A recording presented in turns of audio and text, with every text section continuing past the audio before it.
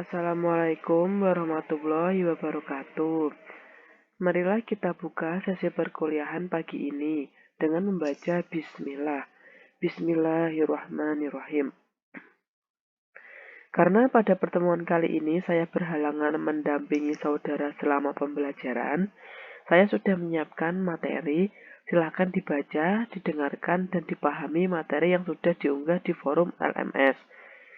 Bagi siswa yang kurang paham tentang materi kali ini, silakan bertanya lewat forum diskusi di LMS. Dan siswa lain jika ada pertanyaan dari temannya, silakan juga bisa menanggapi. Kemudian pertanyaan-pertanyaan hari ini akan saya bahas lagi minggu depan. Terus untuk mengisi pertemuan pada kali ini, saya akan menampilkan sebuah PPT, video PPT. Silakan Anda lihat dan nanti di akhir PPT akan saya berikan tugas. Tolong disimak dengan baik. Materi fungsi. Tujuan pembelajaran kali ini yaitu saya mengharapkan setelah mengikuti pembelajaran, peserta didik mampu menjelaskan macam-macam fungsi berdasarkan ciri-cirinya. Untuk mengetahui lebih lanjut tentang macam-macam fungsi, lebih baik kita perhatikan tabel pada slide berikut ini. Tabel di bawah merupakan data berat badan dari 6 siswa kelas 8. Kita lihat bahwa setiap siswa mempunyai berat badan masing-masing. Kemudian, dari tabel di atas tadi, kita buat diagram panah yang menunjukkan relasi berat badan tabel di atas. Dari diagram panah di atas dapat diketahui hal-hal berikut. Yang pertama, yaitu setiap siswa memiliki berat badan. Hal ini berarti setiap anggota A mempunyai kawan atau pasangan dengan anggota B.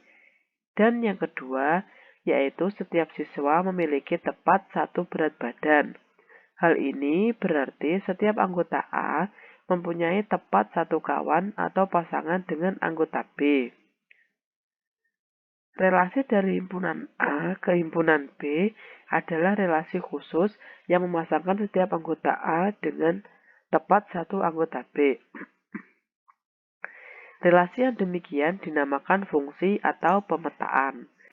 Jadi dapat disimpulkan fungsi atau pemetaan adalah suatu bentuk relasi yang tepat memasangkan setiap anggota himpunan A tepat satu dengan anggota himpunan B. Prinsipnya, semua fungsi adalah relasi, tetapi tidak semua relasi adalah fungsi. Saat suatu relasi bisa dikatakan suatu fungsi adalah yang pertama, yaitu setiap anggota A mempunyai pasangan di B. Dan yang kedua, yaitu setiap anggota A dipasangkan dengan tepat satu anggota B. Seperti contoh gambar di slide berikut ini. Saya mengambil 3 contoh gambar. Yang pertama yaitu anggota himpunan A yang beranggotakan A1, A2, dan A3. Dan himpunan B yang beranggotakan B1, B2, B3, dan B4. Adakah yang janggal dengan gambar yang pertama? Jika kita mengingat-ingat syarat fungsi tadi, yaitu bahwa A harus mempunyai pasangan di B dan harus tepat satu pasangan B. Nah, di sini pada gambar yang pertama, yang janggal yaitu pada himpunan A yang anggotanya A3. Di sini dia mendapatkan 2 pasangan yaitu B1 dan B4.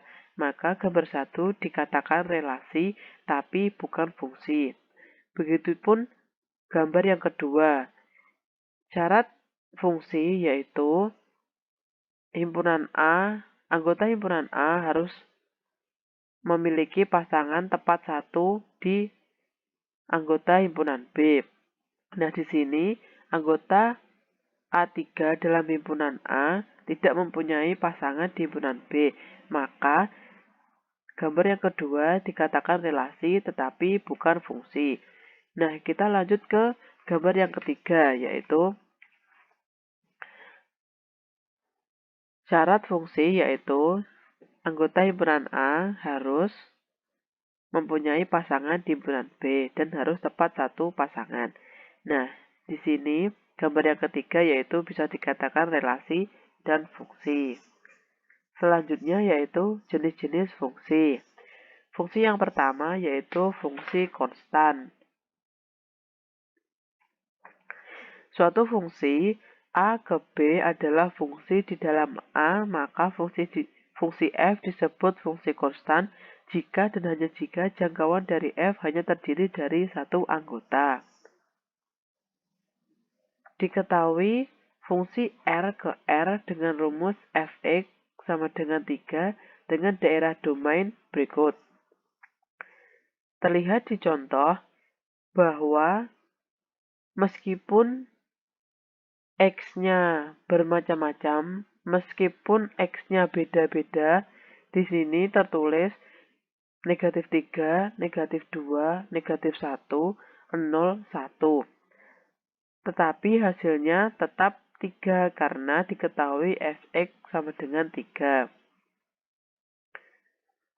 Yang demikian itu disebut fungsi konstan. Fungsi selanjutnya yang kedua yaitu fungsi linear atau fungsi garis lurus. Nah, fungsi linear ini sudah dipelajari di SMP yaitu persamaan garis lurus. Untuk dasarnya, fungsi linear ini bentuknya yaitu fx sama dengan ax plus b, di mana a tidak boleh sama dengan 0, A dan B bilangan konstan dan grafiknya berupa garis lurus. Nah, demikian contoh diketahui fx sama dengan 2x plus 3. Diperoleh x 0 dan negatif 1 1/2 dan fx 3 dan 0. Demikian grafiknya seperti berikut. Yang ketiga yaitu fungsi kuadrat. Suatu fungsi fx disebut fungsi kuadrat apabila fungsi itu ditentukan oleh fx sama dengan ax kuadrat plus bx plus c, di mana a tidak boleh sama dengan 0 dan a, b, dan c bilangan konstan dan grafiknya berupa parabola. Nah, seperti contoh di slide ini, diketahui fx sama dengan x2 plus 2x min 3. Di sini kita sama dengankan 0 yaitu x2 plus 2x min 3 sama dengan 0. Kita faktorkan ketemu dalam kurung x plus 3 dikali dalam kurung x min 1. Jadi kita ketemu x sama dengan min 3 atau x sama dengan 1. Seperti yang ada pada gambar. Nah, kemudian kita akan mencari titik puncaknya. Titik puncaknya yaitu ketemu negatif 1. Diperoleh dari negatif 3 ditambah 1. Ketemu negatif 2/2. Jadi titik puncaknya yaitu negatif 1. Dan grafiknya seperti yang ada pada gambar. Kemudian fungsi identitas. Misalkan fungsi A ke B adalah fungsi dari A ke B, maka f disebut fungsi identitas jika dan hanya jika rank f sama dengan kodomain atau fa sama dengan b. Untuk fungsi identitas, yang kalau dimasukkan angka domain hasilnya sama dengan kodomain. Nah, seperti contoh pada berikut ini, yaitu fungsi pada R didefinisikan sebagai fx sama dengan x untuk setiap x. A. Carilah f negatif 2, f0, f1, dan f3. Kemudian gambarlah grafiknya. Nah, penyelesaian untuk yang poin A, karena fx tadi sama dengan x, yang jika dimasukkan angka domain hasilnya sama dengan kodomain, maka jika mencari f negatif 2, maka hasilnya yaitu negatif 2. Begitupun seterusnya. F0 sama dengan 0, F1 sama dengan 1, dan F3 sama dengan 3. Untuk grafiknya bisa dilihat dari gambar di slide yang telah saya sediakan. Nah, demikian materi yang bisa saya sampaikan pada kali ini. Untuk tugasnya yaitu silahkan Anda mencari, ini kan masih setengah macam-macam fungsinya. Untuk yang lain, tugas di rumah silahkan kalian mencari fungsi-fungsi yang lainnya beserta contoh dan ciri-cirinya. Terus silahkan dikumpulkan di forum yang telah saya sediakan di LMS. Nanti saya akan koreksi. Terus kemudian minggu depan kita akan membahas pertanyaan-pertanyaan yang saudara lampirkan di LMS. Untuk absennya jangan lupa. Sekian yang dapat saya sampaikan.